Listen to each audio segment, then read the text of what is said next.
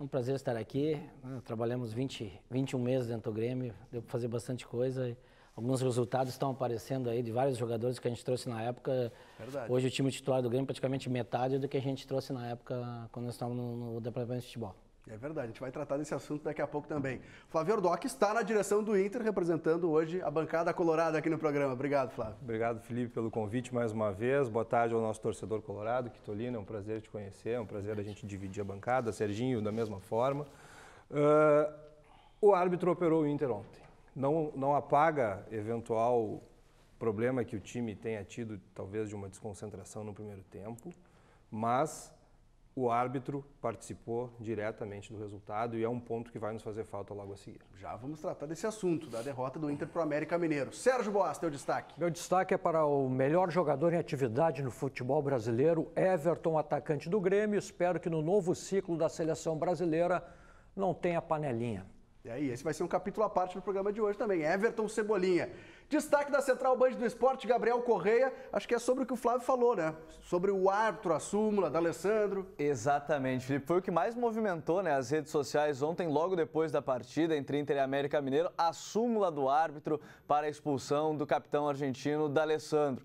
Na súmula, a arbitragem colocou que o D'Alessandro xingou o meio-campista Wesley, mandou ele longe e aí por isso foi expulso logo depois da confusão na falta. Depois, durante o programa, a gente vai acompanhar como é que foi o lance, mas o D'Alessandro foi expulso por isso, segundo a súmula, e movimentou muito as redes sociais, porque muitos torcedores criticaram a expulsão do capitão colorado. Eu tenho uma opinião, sei que o Sérgio Boas discorda, a gente vai daqui a pouco opinar sobre esse assunto da súmula. Antes, vamos ver como é que foi a vitória do Grêmio de virada sobre o São Paulo. Matheus Trindade conta a história. De um lado, o Grêmio buscando reabilitação após desempenho ruim e derrota na rodada passada. Já o São Paulo embalado com 5 jogos de invencibilidade neste Brasileirão. E o São Paulo mostrou logo de cara o seu bom momento. Bola por cima e Jeromel, ao invés de afastar, deixou a bola passar.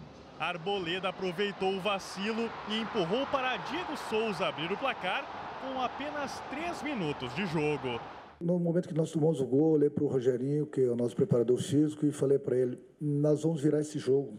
Por que eu tinha certeza? Pela maneira que a gente estava jogando. O Grêmio vinha jogando muito bem.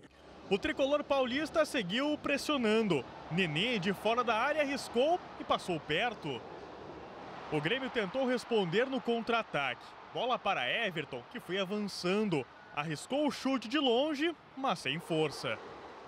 Mais uma vez, Everton fez a jogada, tabelando com o companheiro e tentando o chute, que foi travado pela defesa. No final da primeira etapa, uma chance para cada lado. Diego Souza agora foi o garçom para Nenê chutar forte e o zagueiro Kahneman conseguiu afastar. Já o Grêmio não desperdiçou. Chegou em jogada de Maicon para Everton.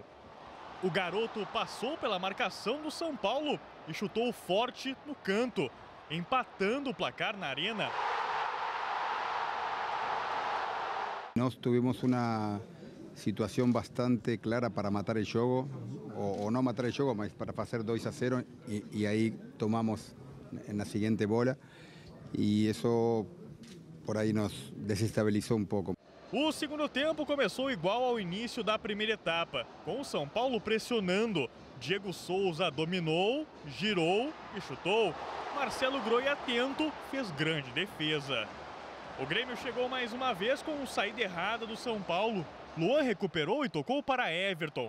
O atacante gremista colocou a defesa adversária para bailar e encontrou espaço para chutar e virar o placar. Segundo dele na partida, Grêmio 2-1. E não é que o Everton teve mais uma oportunidade? Recebeu próximo à marca do pênalti e empurrou para o fundo do gol, mas desta vez estava impedido. Grêmio teve mais uma chance com Jael, que recebeu nas costas da marcação e chutou forte para Sidão defender. Final de jogo na Arena, Grêmio 2, São Paulo 1.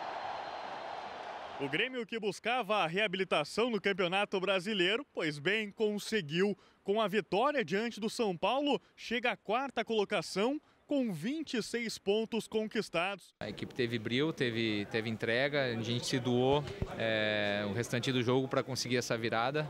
Acho que isso isso foi importante, né? Essa virada e os 3 pontos dentro de casa. Não é nada fácil você sair perdendo para o São Paulo e virar. Mas viramos por todos os méritos do Grêmio, que realmente o Grêmio esteve novamente numa noite espetacular, todo mundo jogando bem, todo mundo se ajudando, enfim, foi muito bom. E foi um jogo muito complicado, né? O São Paulo saiu na frente, time cascudo, treinado pelo Diego Aguirre, e o Grêmio teve paciência aqui, Tolina, para reverter e conquistar essa vitória que é importantíssima. Bom jogo, né? Bom jogo, acho que 2 grandes equipes, o São Paulo está num bom momento, a Aguirre deu um padrão de jogo para o São Paulo, e um jogo da altura do Grêmio e São Paulo, né? Porque o resultado do Grêmio até certo momento, naquele lance do São Paulo no final do primeiro tempo, podia ter virado 2-0, que complicaria. Que o Kahneman salvou. Ali praticamente definiu a virada do Grêmio com aquela bola que o Kahneman salvou. Aliás, nesse primeiro gol aí, uma falha do Jeromel que a gente não está acostumado, mas o Jeromel tem crédito. Esse aí pode falhar, ele tá liberado. Por enquanto tá liberado. Jeromel tem bastante crédito com a torcida do Grêmio. Mas eu acho que ele achou que o Groi estava perto. Ele deixou a bola quicar para o Groi segurar. Deixou para o Marcelo e viu que estava... Acho que ele enganou o campo ali um pouquinho, a posição que ele estava dentro do campo. Jogo complicado ontem, Boas, mas o Grêmio venceu. A previsão era de que seria mesmo um jogo complicado pelo bom momento do São Paulo. O Grêmio buscaria a reabilitação, né, depois daquele jogo onde o Grêmio não foi ao Rio de Janeiro enfrentar o Vasco da Gama, mas conseguiu apagar aquela atuação horrorosa do Rio com uma atuação convincente. Everton, muito bem, terá de fazer parte desse novo ciclo da seleção brasileira. O Maicon é um jogador fundamental no time do Grêmio.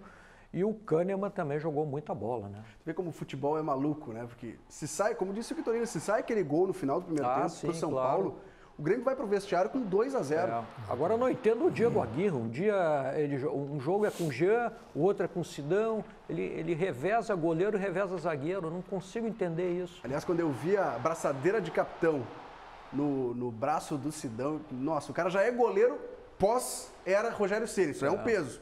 E com a braçadeira de capitão, imagina o peso das costas desse cara. Agora o Nenê recuperou a forma dele no Vasco, no São Paulo, né? Apesar da idade, né? O Diego Souza também incomoda. O Diego Souza, ali o Grêmio tinha, ao invés de ter ido no André, deveria ter contratado o Diego Souza. Belo jogador. Mas eu estava olhando esse time aí do Diego Souza também.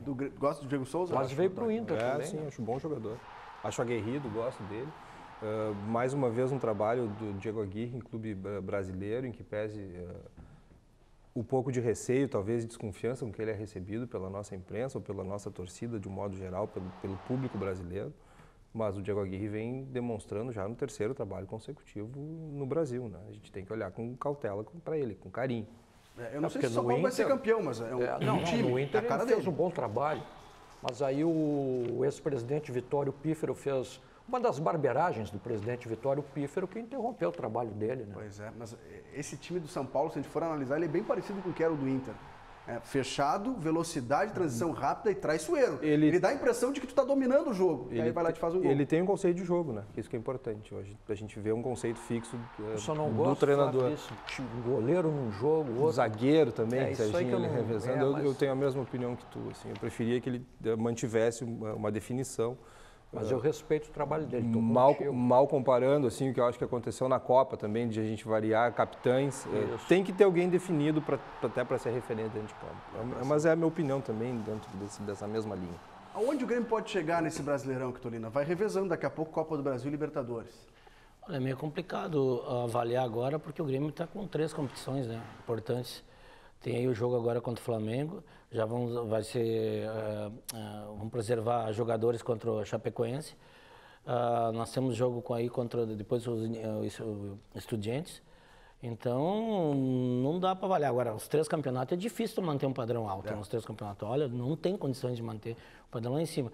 Agora, o importante é o Grêmio, na minha opinião, o Renato está fazendo certo, preservar agora no próximo jogo. Mas o importante é manter até o 6º lugar.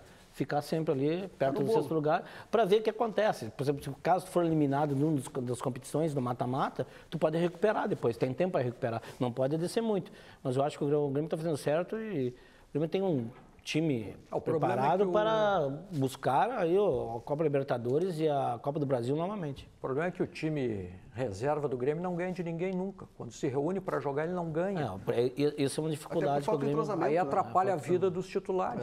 Mas tem recado chegando no nosso WhatsApp, você pode participar com a gente. Manda a tua opinião sobre o jogo do Grêmio, o jogo do Inter, que a gente vai tratar daqui a pouco, pelo 992-24-1220. Roda aí. O Grêmio tem chance de ser campeão brasileiro? Como é que é? Eu não entendi. Pode ser campeão brasileiro, a pergunta? O que a gente perguntou agora para o Quitolina. Pode, né? Pode. Pode, não pode se distanciar do grupo lá de cima agora que vai entrar nessas competições de mata-mata. Mas tem todas as condições do Grêmio ser campeão brasileiro.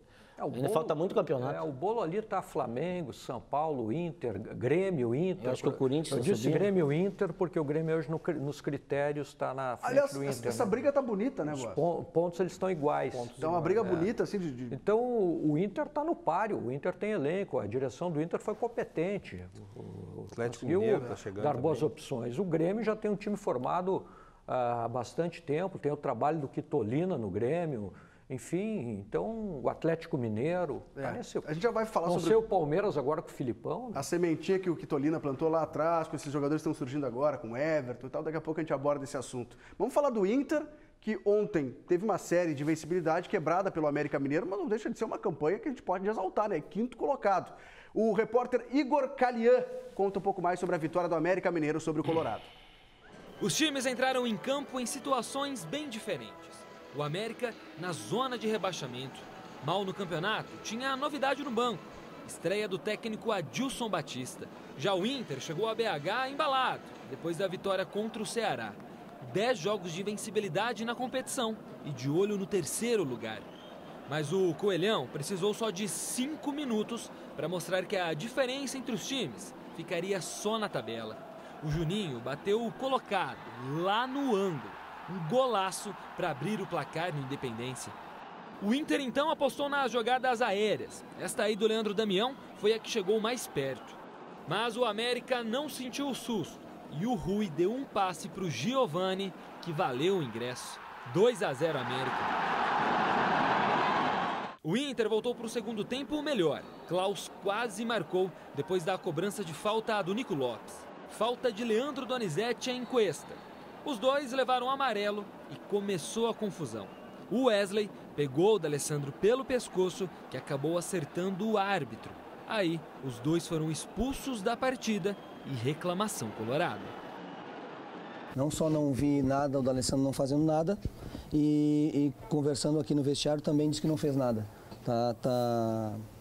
Então eu não sei o que aconteceu, eles é que tem que explicar. A gente vai avaliar, vai analisar, né, se a gente vai fazer algum tipo de reclamação, porque é inadmissível se o jogador entra, não comete nada no jogo e o juiz vem já com um histórico ou com algum tipo de perseguição sobre o atleta e punir o atleta e a nossa equipe dessa forma. Com 10 para cada lado, o Inter continuou pressionando e marcou aos 43 minutos com Alves, que aproveitou a cabeçada do Camilo para finalizar.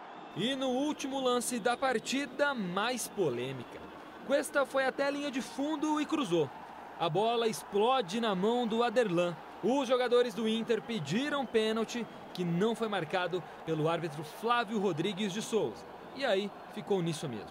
América 2, Internacional 1. Daquilo que eu observei em alguns jogos, eu tentei fazer, né, com as duas linhas de 4 e o Rui e o Rafael. Eu acho que a gente cumpriu bem, principalmente no primeiro tempo. Com a vitória, o América saiu da zona do rebaixamento. É o 13º colocado do Brasileirão. Já o Inter deixou o G4 e viu sua série invicta ser encerrada. Não perdia há 10 jogos. Mesmo nas vitórias, mesmo com os 10 jogos, a gente nunca falou que estava tudo certo, que a gente não precisava corrigir, que a gente não precisava estar atento a todas as situações. O Campeonato Brasileiro é muito difícil. O que a gente tem que fazer a partir de agora, já no próximo passo, retomar essa regularidade, buscar a vitória dentro de casa para a gente seguir no topo da tabela. A gente já vai debater a situação do Internacional, muita crítica para cima do técnico Odair Hellmann, mas antes eu tenho um recado para você, meu amigo pedreiro. É com você mesmo que eu quero falar. A gente sabe que mais que vender o seu peixe, é importante mostrar. Mostrar que você é zeloso, rápido, prestativo, eficiente, mão e pé na massa. Mas para fazer tudo isso aí, tem que ficar vivo e ligado. Então, se liga nessa mensagem da RGE Antes de eu falar mais, fique ligado. A força de um guardião está na atitude. Está nas palavras. Na habilidade de enxergar riscos. Na proteção da vida em qualquer campo. Um guardião leva a vida, não leva choque. E eu digo, chega de choque. Eu espalho, chega de choque. Eu sou, chega de choque. A força do guardião está no comprometimento com a vida. Juntos, somos guardiões dessa causa. Venha fazer parte.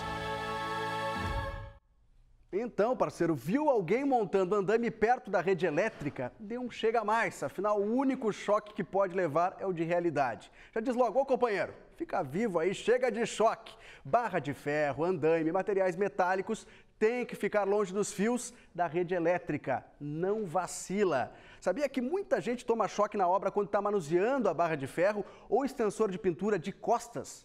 A gente não tem olho na nuca, né? Então, fique vivo, fique de olho. Quer passar essa informação adiante? Acesse chegadechoque.com.br. Mande mensagem para os colegas, compartilhe nas redes. Você é importante nessa causa. É um guardião da vida dentro e fora da obra. Chega de Choque é uma causa da RGE e de todos nós. Sérgio Boas, o que achou do jogo do Inter ontem contra o América? Eu te confesso que eu me decepcionei assim, com a atuação do Internacional. É claro que é uma invencibilidade, um dia ela iria ser quebrada e foi uma atuação bem abaixo daquilo que o Inter vinha produzindo. Sinceramente, foi uma atuação abaixo do que vinha produzindo. Agora teve esse lance no final do jogo, sem dúvida, ali no cruzamento do Vitor Cuesta foi pênalti. O pênalti sonegado ao Internacional e aí poderia ser um empate que naquela altura do campeonato seria um bom resultado. Isso aqui me chamou a atenção nesse primeiro gol. Razoável, né? A bola para na entrada da área, justamente na posição onde estaria o Rodrigo Dourado. Posição de primeiro volante. Que ontem não não, o Dourado, quando eu cheguei aqui na Band, eu fiz um elogio ao Dourado aqui, olha, quase apanhou. Quase apanhei. O Dourado é um dos principais jogadores do Internacional. Para o modelo de jogo do Inter? Mas é um volante de muita qualidade, jogador de muita qualidade. Eu acho um dos melhores volantes que tem aqui no futebol brasileiro. Agora, também é ganhar do Botafogo. O Inter eram 4 jogos depois da Copa. Eu gosto de separar em blocos, aprendi isso com o Roger Machado, né? O campeonato. Eu achava que o Inter poderia chegar de 10 a 12 pontos. Vai poder chegar no máximo, Flávio, a 7. Depois vai ter que correr atrás de novo, mas o campeonato todo ele embolado. E aí, Flávio? Como eu tinha falado na abertura, Felipe, me parece que o esquema no começo, a escalação, me agradou.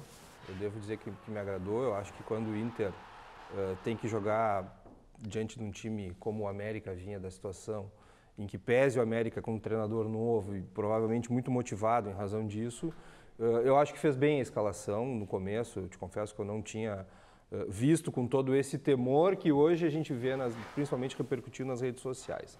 A partir disso, até porque me parece que como muita gente criticou, 4-2-4, quase uma escalação, me parece que a gente tem que ver muito mais a função que se pretendia em relação ao Nico Lopes, que talvez fosse ele retornando para fazer aquela armação por trás, que é o que ele vinha fazendo e fazendo muito bem.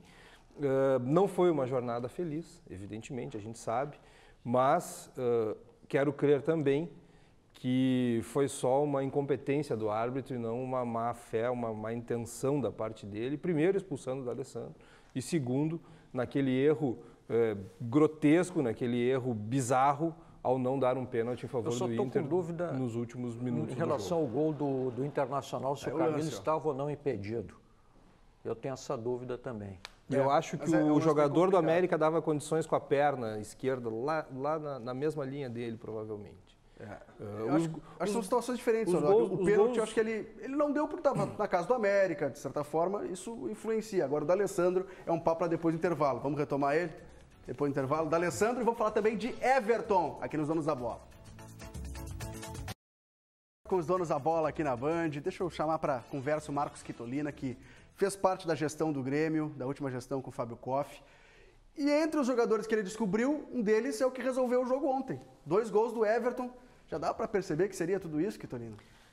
Olha, eu sou suspeito de falar do Everton porque na época que nós contratamos o Everton, toda aquela...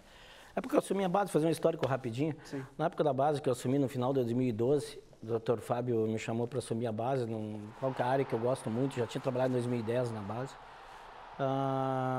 nós mudamos a política um pouco de trazer jogadores, porque existe 2 métodos de formar jogadores dentro de um clube. Um é o jogador estar dentro do clube desde os 12, 13, 14 anos, um caso bem típico, que é o Arthur, Arthur do Grêmio.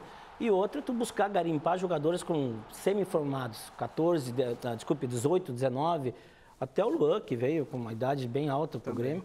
Entendeu? Buscar jogadores no mercado. E nós fizemos muito esse trabalho de garimpar jogadores com uma idade entre 17 a 19 anos, que sejam semi-prontos para lapidar dentro do Grêmio. E o Luan ficou, por exemplo, 8 meses sem jogar futebol, porque ele veio de futebol salão praticamente.